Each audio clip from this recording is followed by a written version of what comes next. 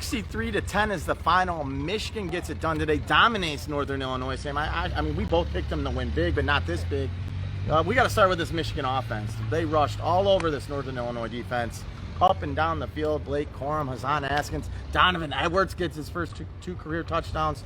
There's a lot to love about this rushing game, and the passing game did its job as well. Over 500 total yards of offense.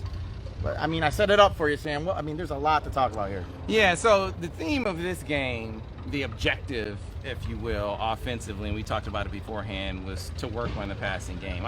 I think they felt comfortable enough heading into the game with where they were as a rushing attack to know that they were going to have the luxury of being intentional about working on the passing game. You couldn't do that against Washington. You couldn't be like, okay, we're going to work on the passing game and we'll still get it on the ground. No, you got to focus on winning the game against Washington.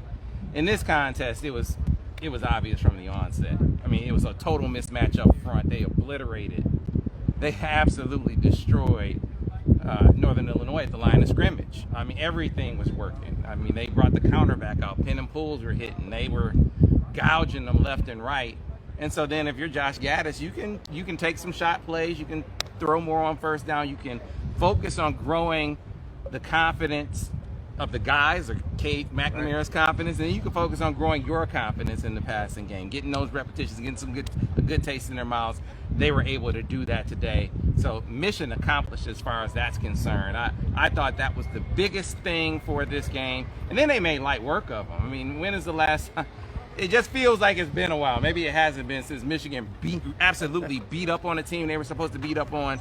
They did that today, and it felt like it looked real easy, and a little added variable there to the offense, the setups by the new punt returner, A.J. Henning, came in, gave him some big plays, 20-yard returns, really showed a little razzle-dazzle back there. Honestly, I was saying since Jabril Peppers, with the guy, the way he moves with his running ability back there as a returner, you got to like what you saw there. Now we're going to switch it up to the defense. Obviously, defense last week gave up some big passing plays. Today was the rush defense. They got a little gouge there at the end of the run games, but the pass defense only gave up 44 yards. You got to like the transition from week 2 to week 3, the accomplishment they had there. Yeah, there was only the hiccup on the second series of the game where they got pushed around a little bit.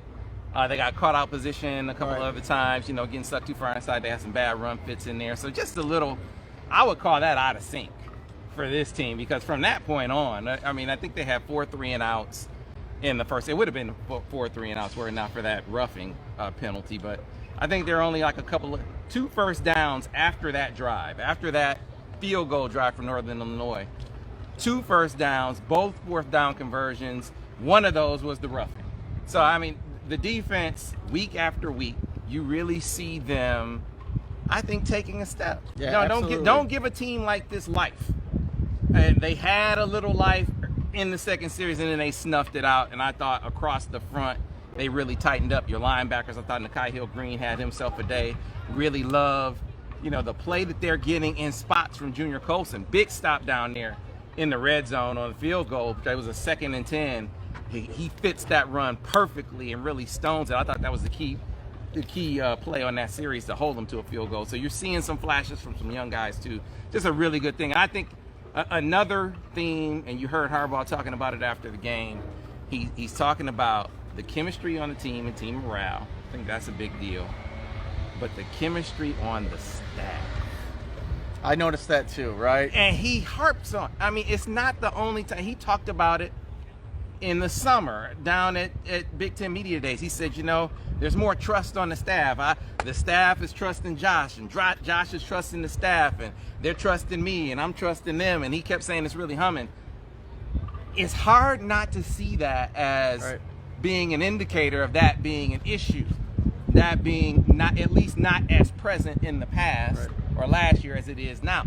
And you got to believe that has an impact on the team. If they see the vibe among the coaches, being really good, it has to help with the vibe with the players and the morale on the team. So it all goes hand in hand, Josh. Well, hey, man, you got to like what you're seeing from week 1 to week 2 to week 3. Now we're going to see what happens in week 4 when Michigan plays host to Rutgers to start Big Ten play.